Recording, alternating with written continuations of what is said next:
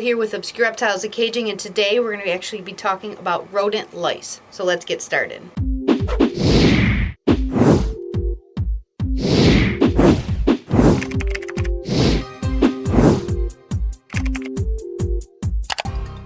Hey guys, so today we have one of our newest boys. He's been off quarantine for a little bit now, so we're taking him out to see if he does well with socialization. This is our low white pied. He is a banana blackhead orange dream, and he's also a female maker. So hopefully we can make some cool female banana combos with him, but we might not keep him out the entire video. This is one of his first times really coming out and hanging out with me, so I don't want to stress him out too much. But as you can tell, he eats really well. He's been doing great here ever since he came off of quarantine a little bit ago, but super cute. Alright, so today we're going to be talking about rodent lice. We'll also talk a little bit about ear mites because they kind of have the same causes, stuff like that. Let's start off with what is it? What is rat lice? It's kind of like, for example, ball pythons can get things like mites and different types of parasites, but keep in mind a lot of these different types of problems are animal specific. Reptile mites cannot thrive on anything except reptiles. So same thing with rat mites. They can only live long term on rodents. Now, the number one cause of rodent lice is actually two different causes. One is people who breed their animals outside, or they take stuff outside a lot. If a wild rat who has rodent lice is running around and then your animal or you are in that same location, it can easily be transferred. People, again, who breed out, like, let's say in garages or sheds, and wild rats get in, that's one way as well. But you can also get it from bedding. So if you do not have kiln dried bedding, you just get, let's say, whatever the cheapest type of bedding is, and it's not kiln dried, then there can actually be rodent lice inside of the bedding. So the reason that is they store a lot of this right outside, and even if, let's say, you freeze it or it's been outside even though it's cold, let's say it's winter, it actually puts the rodent lice into hibernation. So as soon as you warm them up and put them in your house, it can actually trigger them. It's actually the same type of thing with reptiles and, let's say, ball python mites. Super cold temperatures can kill them, but generally most people don't have it that cold wherever they're storing their stuff, so you got to make sure that all your stuff is completely free of contamination. Same thing with ear mites. I've never really heard of anyone complain or see anyone local who has rodents who had the ear mites.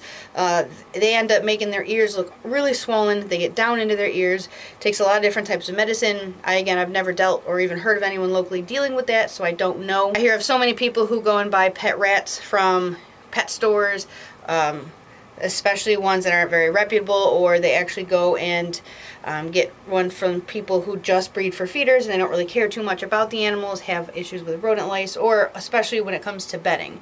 It's really easy to tell. When it comes to the rodent lice, it's really easy to tell if your animal has it. Number one, you will try to find close-up pictures. You'll actually see these tiny white dots on their hair. That is actually the eggs. It's almost impossible to see unless you have a darker color rat, but if you look really closely, you're going to see these little white dots. The first sign that you'll notice even before these tiny little white dots is your animal's going to be itching and scratching and have a lot of scabs. I've noticed a lot of people point out that right around here on their rat and right around above, like their lower back, right above their tail, because the animal is itching so bad, sometimes they're going to be losing fur. If you have, like, let's say a patchwork hairless rat, that's totally normal to lose hair, but if they're itching constantly, the reason why rodent lice can be so bad is once you get it, it can be difficult to get rid of. But we're going to talk about a few different ways to help cure it or get rid of it if you do have it. It can be so bad and so actually deadly is because they actually make your rat become anemic. They're going to actually pretty much bleed your rat dry, and you can actually lose them that way. And number two, a big problem is if they're really having an issue and they're scratching and it gets infected, then that can hurt them as well, especially depending on how well the people are cleaning their cages. Let's say if you have two pets, that's easy, but if someone's a breeder and they're not, maybe not cleaning them as often as they should, or there's several rats in a very small location, it's a very high chance they could get an infection, and it's very easily spreadable. I've actually heard that rat lice can make it within, I think it was like 20 yards of wherever they started. So even if you have rats in different parts of your home or in your garage or wherever you keep them, they can travel a good distance. They can bite humans, but again, that's like a one little nibble and then they would move along. They can't live on your body, so don't completely panic. If your animal has it, you're not going to have it. You may get a couple of bites, like I said, especially if you're just handling these animals, not noticing, well, this is spreading, but it can spread very quickly. So if you think you might have rodent lice, be very careful. Number one treatment, I'm going to tell everyone always go to a veterinarian. Get anything done that you can, especially if you have a pet. Be super, super careful. I always recommend, if people have pet rats, to use Carefresh. It's a recycled bedding, and it's kept more inside. It's not something that mites and stuff or lice are going to stay and stick in.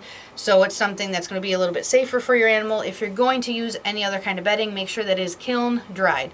Then make sure that it goes through a heating process. Also, kind of know where you're buying this stuff from. If you're going to, let's say, an outdoor warehouse that sells like animal feed and everything's kept outside, there's a lot of rodent activity, that might not be the best place to purchase from. You can purchase directly from pet stores.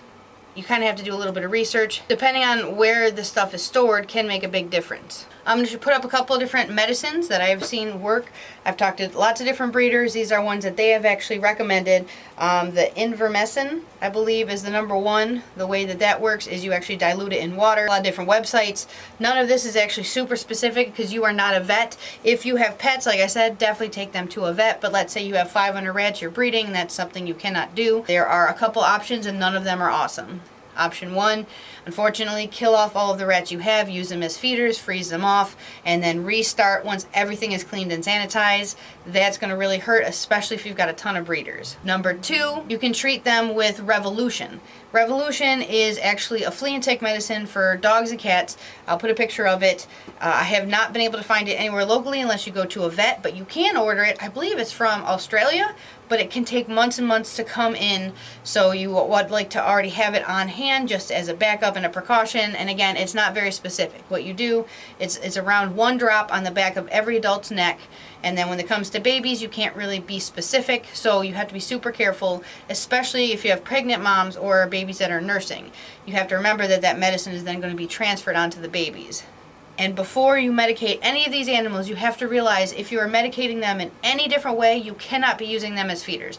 It takes anywhere from 1 to 3 months for all the medicine to be completely gone to be able to make these animals safe again for feeding, which is why I had mentioned, you know, feeding off the entire collection and starting over, because that's more cost effective, but it will take a little bit longer than this method. The Invermectin is the one you dilute with water. You actually spray it over all of them. It's anywhere from, I've heard 1 time a week to 3 times a week to every other day.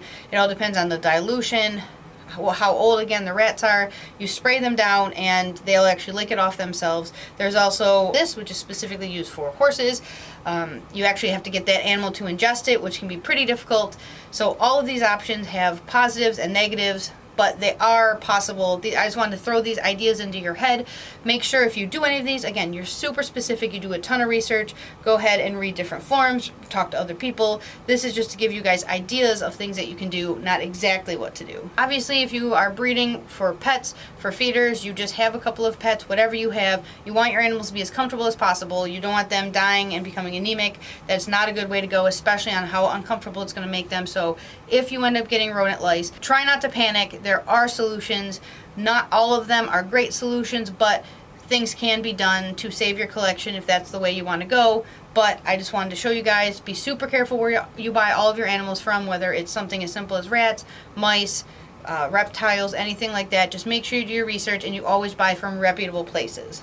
Alright guys, that's it for this video. If you have any questions, you can put them in the comments below. And if you haven't already, please subscribe. We do new videos every single week. So I'll see you guys in the next video.